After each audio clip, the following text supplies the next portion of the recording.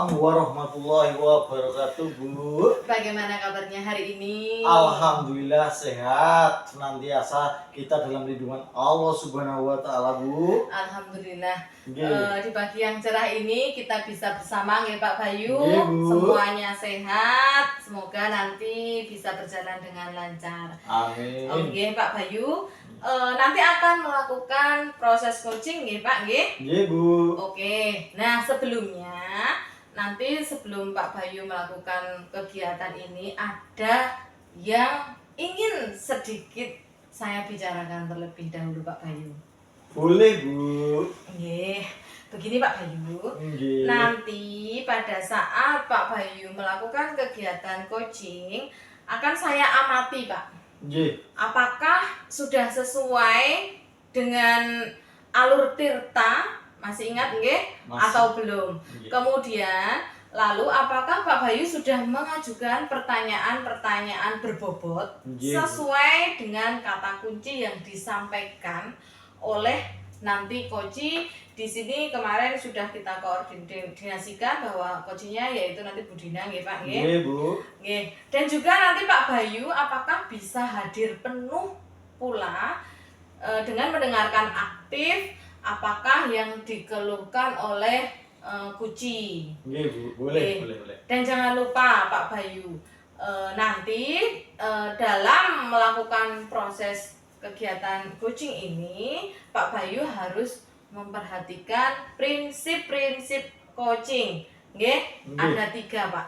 Nggih, Yang Bu. pertama itu ada kemitraan, Iya. kemudian yang Proses kedua ada kreatif. proses kreatif, dan Iya. yang ketiga nanti memaksimalkan potensi. Pak Nggih, Bu. Bayu sudah malah hafal Terima nggih, kasih, dari Bu. 3 kompetensi coaching ini. Nggih. Kemudian sebelum melakukan proses ini ada beberapa pertanyaan yang ingin saya tanyakan Pak Bayu. Iya, Bu. Boleh.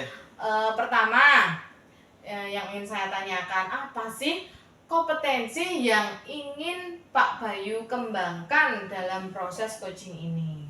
Baiklah, Bu, yang ingin saya kembangkan tentunya tentang kompetensi inti coaching yang itu kehadiran penuh, mendengarkan aktif, dan mengajukan pertanyaan berbobot. Jadi nanti Pak Bayu akan mengembangkan 3 kompetensi inti coaching tadi nggih. Ada Nggih. kehadiran penuh, ada mendengarkan aktif, dan mengajukan pertanyaan berbobot. Nggih. Lah, sekarang pertanyaannya kira-kira dari ketiga kompetensi ini nggih Pak Bayu, Nggih, Bu. nanti yang secara spesifik akan Pak Bayu kembangkan itu pada kompetensi apa? Iya, terima kasih atas pertanyaannya, Bu. Yang ingin secara spesifik saya kembangkan yaitu mendengarkan aktif dan mengajukan pertanyaan berbobot. Nggih, berarti ada 2 kompetensi nggih Pak Bayu yang Nggih, Bu. ingin dikembangkan, mendengarkan aktif dan nanti mengajukan pertanyaan berbobot. Kemudian indikator ketercapaian yang ingin Bayu dapatkan itu kira-kira apa ya? Oh, baiklah. Indikator pencapaian yang ingin saya dapatkan yaitu saya ingin Kuci mendapatkan solusi dari permasalahannya yang mungkin dianggapnya susah untuk diselesaikan, Bu. Oh, begitu nggih Pak. Nggih. Jadi Pak Bayu ingin nanti Koci itu dapat menemukan sendiri solusi Nggih. dari permasalahan yang dikeluhkan. Ngoten nggih? Betul. Oke, baik Pak. Lah, setelah ini Bapak akan melakukan proses kegiatan coachingnya. Nggih.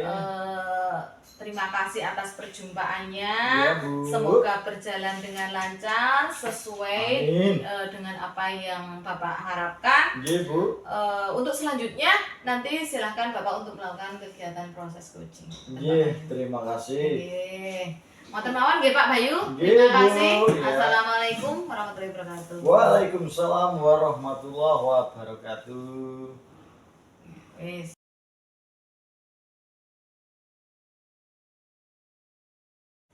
Assalamualaikum warahmatullahi wabarakatuh. Waalaikumsalam warahmatullahi wabarakatuh. Nggih. Bagaimana kabarnya hari ini, Bu Dina? Alhamdulillah luar biasa baik Pak. Syukurlah Ibu sehat. Baik. Hari ini kita mau ngobrol nih Bu, sharing-sharing. Barangkali ada sesuatu yang kira-kira mengganjal perasaan Ibu, unek-unek permasalahan apa yang pengen Ibu sampaikan kepada saya selaku coach di sini. Ya, betul sekali Pak. Memang ini di saat ini ada sedikit permasalahan di dalam saya mengajar. Setelah saya membersamai anak-anak selama 2 minggu ini, ternyata saya mendapati ada dua anak Pak yang seperti dikucilkan sama teman-temannya, seperti itu Pak. Masya Allah, sampai dikucilkan seperti itu Bu. Oke. Aduh, begini Bu. Setelah kita mengamati selama pembelajaran ini, saya mendapati ada anak yang dikucilkan seperti itu. Baik, berarti arah pembicaraan kita itu nanti akan membahas tentang permasalahan anak didik Bu. Oke, betul. Iya, baiklah. Semoga obrolan kita hari ini bermanfaat dan dapat solusi ya. Baik, bisa Ibu ceritakan terkait dengan anak tersebut, latar belakangnya, bagaimana kondisi perekonomian keluarganya, dia dari keluarga mampu atau tidak, bagaimana kondisi rumahnya, jauh tidak dari sekolahan, mungkin bisa Ibu ceritakan kondisi anak tersebut. Baik Pak. Jadi setelah saya mengajar di kelas ini, baik Pak. Jadi setelah saya mengajar di 2 minggu ini kan masih baru nih, anak-anak baru naik kelas ya. Betul. Ternyata ada 2 anak itu yang saya perhatikan, dia itu dikucilkan. Sebenarnya nggak yang sampai sejauh itu, tetapi terlihat bahwa di beberapa momen itu anak-anak ini menyendiri. Teman-temannya tidak mau berteman dengan mereka. Kemudian ketika mereka maju ke depan kelas, itu teman-teman yang lain mengolok-olok. Yang mengolok-olok hanya mengingatkan, misalnya suruh bicara lebih keras, tetapi mereka bicara mengkomunikasikannya tidak baik-baik, lebih seperti membentak-bentak temannya gitu. Nah, itu kepada 2 anak itu Pak. Oh, apakah semua anak tidak Bu? Maksudnya begini, teman-temannya semua juga seperti Hampir semua kelas. Oh, Semua di anak itu. Oke. sejak kapan anak tersebut mendapat perlakuan seperti itu Bu? Karena saya baru di kelas 6 ini, baru bertemu di semester ini anak-anak tersebut, saya menyadari di seminggu terakhir inilah. Kemudian saya mencoba bertanya kepada rekan guru yang mengajar sebelumnya di kelas 4. Itu ternyata memang dari kelas 4 itu sudah seperti itu Pak, sudah dikucilkan seperti itu. Oh, seperti itu. Jadi, kira-kira apa yang melatar belakangi pembuatan anak-anak tersebut dikucilkan sama teman-temannya? Kan bisa kita tahu Bu, nggak mungkin kalau nggak ada permasalahan sehingga yang membuat anak tersebut dikucilkan. Oh iya. Itu apa Bu kira-kira Bu? Jadi kalau saya perhatikan itu terjadi karena 2 anak ini memiliki kemampuan yang berbeda dibandingkan dengan teman-teman lainnya dalam hal menangkap materi. Kemudian mereka itu kalau berbicara itu terlalu pelan Pak. Jadi ada yang satu itu memang dia, ketika saya suruh berbicara keras itu saya sudah ulangi berkali-kali, agak keras lagi gitu, dia nggak bisa. Nah, hal itu mungkin yang membuat teman-temannya jadi seringkali emosi nih, greget sama anak tersebut. Jadi gregetan ya teman-temannya ya. Iya. Nah, sejauh ini Bu, apa yang pernah Bu Dina lakukan terhadap anak tersebut untuk menangani hal tersebut? Untuk menangani hal tersebut, jadi supaya anak ini nanti bisa membaur dengan teman-temannya, kemudian teman-temannya juga bisa menerima anak tersebut, itu saya lakukan rolling Pak, tempat duduknya. Jadi supaya anak ini bisa membaur dengan teman-temannya, tidak hanya dengan teman itu saja. Kemudian saya juga menata tempat duduknya itu agak berdekatan. Jadi supaya ketika anak itu berkomunikasi, teman-temannya itu bisa mendengarkan dengan baik. Gitu, Pak. Oke, dari yang Ibu pernah lakukan itu, apa dampak yang terjadi dengan siswa tersebut Bu? Sejauh ini meningkatnya hanya di ketika pembelajaran menjadi lebih kondusif. Maksudnya teman-temannya tidak lagi marah-marah dengan dia, karena kan kita komunikasinya dengan jarak yang dekat. Tetapi kalau di luar itu mereka masih belum bisa membaur. Oke, setelah Ibu melakukan hal tersebut, kira-kira dari skala skor 1 sampai 10, Bu, untuk mencapai tujuan yang ingin dicapai itu Ibu berada di posisi berapa? Kira-kira 4 lah ya Pak, karena apa namanya, perbaikan atau dampak baiknya ini itu hanya baru ketika pembelajaran saja. Sedangkan kegiatan di sekolah itu kan nggak selama pembelajaran saja toh Pak. Jadi nanti setelah selesai pembelajaran juga anak-anak kembali nih apa namanya tidak mengucilkan si anak tersebut lagi. Baik, Bu. Ya, terima kasih. Apa kelebihan yang Ibu miliki sehingga tujuan itu bisa tercapai? Mungkin begini ya Pak, sebagai guru saya kan tentu punya wewenang ya untuk melakukan apa namanya untuk mengkondisikan kelas sesuai dengan apa yang saya inginkan, tentu memperhatikan kebutuhan anak-anak juga. Saya rasa itu bisa saya manfaatkan agar anak-anak itu nantinya bisa belajar dengan nyaman semuanya, tidak hanya 1 atau 2 orang saja. Baik, artinya Ibu menciptakan iklim kelas yang baik ya. Iya, betul sekali. Apa ada hambatan yang dialami dalam menciptakan iklim seperti itu, Bu? Soalnya begini ya, saya sendiri juga sewaktu kepingin menerapkan seperti itu di anak didik saya juga banyak mengalami hambatan-hambatan itu. Apa yang ingin Ibu lakukan untuk menciptakan iklim kelas yang baik? Baik. Untuk melakukan iklim kelas yang untuk menciptakan iklim kelas yang baik, tentunya saya melakukan pendekatan ya dengan anak-anak. Baik, untuk apa namanya untuk menciptakan iklim yang baik itu, saya rasa saya bisa apa namanya memberikan pemahaman kepada anak-anak untuk berteman dengan siapa saja, tidak pilih-pilih, dan memasukkan ke dalam beberapa materi seperti di materi Pancasila. Ketika ada materi yang sesuai dengan itu, nah itu saya beri penekanan di materi itu Pak. Oh, lalu kira-kira Bu, solusi apa yang dapat Ibu lakukan? Apakah dengan pelajaran Pancasila, ayo podo-podo kita anggap teman itu sebagai penerapan sila kedua ya, penerapan sila kedua kan memanusiakan manusia, teman-temannya itu dirangkul. Ibu apa yang solusi seperti apa yang akan Ibu lakukan? Baik, salah satunya yaitu tadi sama seperti yang Pak Bayu sampaikan. Iya.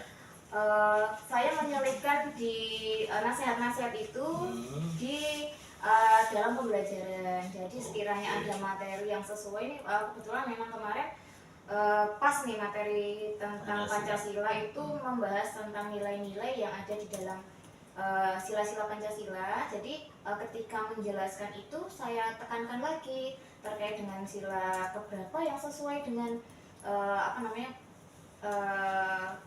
tingkah laku anak saat ini yang kemarin menyimpang itu.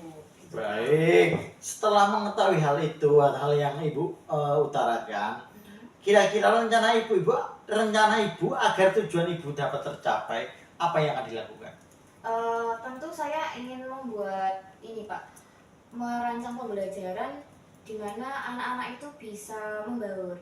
Jadi rencananya nanti saya akan apa namanya membuat pembelajaran yang kolaboratif sehingga anak-anak ini, dua anak ini mereka bisa membaur dengan teman yang lain. Mereka bisa ketika diskusi, ketika kerjasama kelompok, mereka bisa bersama dengan teman-temannya sehingga lama kelamaan ini teman-temannya ini mau menerima si dua anak yang tadinya dikucilkan ini Pak.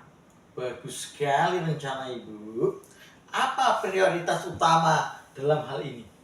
Tentu prioritasnya adalah bagaimana supaya dua anak ini tidak lagi dikucilkan. Kemudian tercipta pembelajaran di kelas yang suasananya menyenangkan, ada kekeluargaannya juga di situ, sehingga di sekolah itu anak-anak merasa nyaman dan gembira. Luar biasa. Apakah ada hal lain yang ingin Ibu Dina lakukan untuk mengatasi masalah ini? Mungkin untuk hal lain melakukan apa yang tadi sudah saya rencanakan itu secara konsisten ya Pak. Tadi kan saya menyampaikan Saya itu rolling atau menukar tempat duduk secara berkala. Nah, harapannya nanti kedepannya saya bisa secara konsisten melakukan hal itu sehingga pasangan mereka di setiap minggunya itu bisa bergonta-ganti. Biasanya kan kalau misalnya anak-anak seperti itu Pak, ketika duduk berdua, akhirnya dekatnya ya hanya berdua itu. Terkadang nanti suruh kelompokan dengan yang lain tidak mau. Nah, dengan adanya rolling tempat duduk itu, harapannya nanti anak-anak lebih membaur semuanya, jadi tidak pilih-pilih teman di kelas seperti itu Pak. Rencana yang sangat baik Bu Dina. Tentu program ini sangat membutuhkan dukungan dari banyak pihak. Kira-kira siapa saja yang bisa membantu Ibu Dina dalam melaksanakan rencana ini? Dalam hal ini saya tentu berkolaborasi dengan guru mapel yang mengajar di kelas saya Pak, di kelas 5. Saya menyampaikan bahwa di kelas saya ini ada 2 anak yang sering dikucilkan, kemudian langkah saya ini seperti tadi yang saya sampaikan, merolling, kemudian membuat pembelajaran yang kolaboratif. Harapannya nanti guru mapel lain yang masuk di kelas saya juga dapat menerapkan hal itu sehingga dapat membantu, mendukung supaya program saya ini dapat berjalan seperti itu. Sangat bagus Bu Dina. Dari diskusi yang kita sampaikan hari ini, komitmen apa yang bisa Ibu lakukan untuk memastikan program ini berjalan dengan lancar dan efektif? Baik, supaya efektif tentu tadi ya Pak, harus konsisten. Kuncinya adalah konsisten, kemudian tentu berkolaborasi dengan Bapak Ibu guru lainnya. Kemudian selain itu juga bisa menggandeng wali murid untuk untuk juga membantu menasehati anak-anak di rumah bahwa berteman itu dengan siapa saja, tidak pilih-pilih teman. Kemudian melakukan pemantauan apakah program saya itu tadi sudah memberikan dampak yang baik atau belum, supaya nantinya bisa dijadikan evaluasi seperti itu Pak. Luar biasa Bu Dina, komitmen yang sangat bagus. Pak, itu bagian saya. Iya. Kira-kira apa yang Ibu dapatkan dari percakapan kita hari ini? Saya merasa lebih lebih lega tentunya. Kemudian saya bisa memetakan nih. Ternyata ketika saya menyampaikan unek-unek ini, berkonsultasi dengan Pak Bayu, akhirnya menemukan langkah-langkah apa yang bisa saya terapkan yang mungkin sebelumnya belum terpikirkan. Seperti itu. Baik. Selamat ya Bu. Semoga Ibu bisa melanjutkan perjuangan Ibu menjadi guru yang hebat, guru yang dekat dengan murid, dambaan para murid. Kita bisa melanjutkan aktivitas lagi Bu. Assalamualaikum warahmatullahi wabarakatuh. Waalaikumsalam warahmatullahi wabarakatuh. Ya,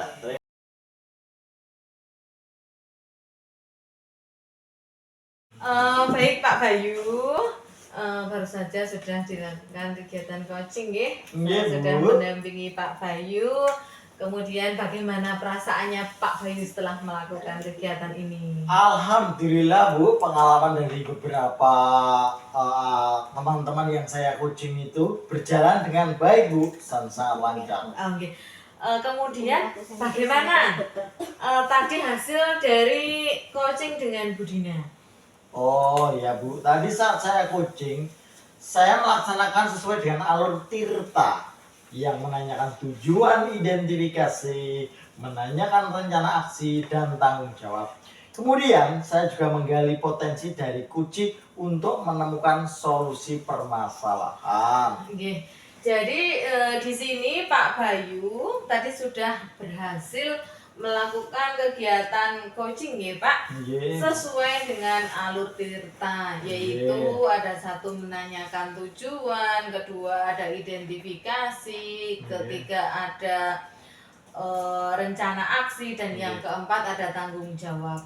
Kemudian saya juga tadi mengamati dari proses coaching yang sudah Bapak laksanakan, itu Pak Bayu sudah mendengarkan dengan aktif apa yang dikeluhkan oleh coaching yaitu Bu Dina. Artinya di situ Bapak sudah hadir penuh Pak. Jadi dua kompetensi yang sudah yang ingin Bapak capai itu yaitu mendengarkan aktif dan hadir penuh dalam kegiatan coaching ini sudah tercapai Bapak.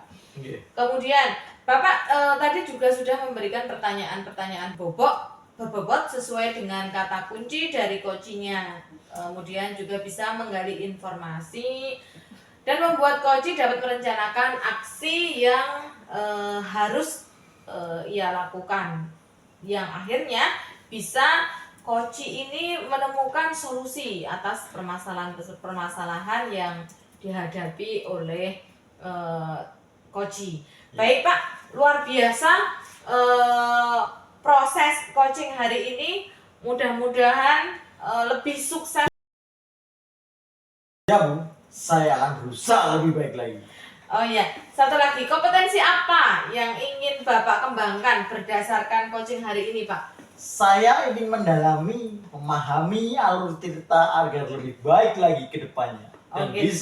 Dan bisa memberikan supervisi yang baik bagi rekan-rekan sejawat kita dalam instansi pendidikan yang saya pimpin suatu saat. Oke, jadi Bapak ingin mendalami dan memahami tentang alur Tirta. Ya. Terima kasih Bapak atas coaching hari ini. Bapak sudah melakukan sesuai dengan alur Tirta. Sukses selalu Bapak. Saya akhiri. Wassalamualaikum warahmatullahi wabarakatuh. Waalaikumsalam warahmatullahi wabarakatuh.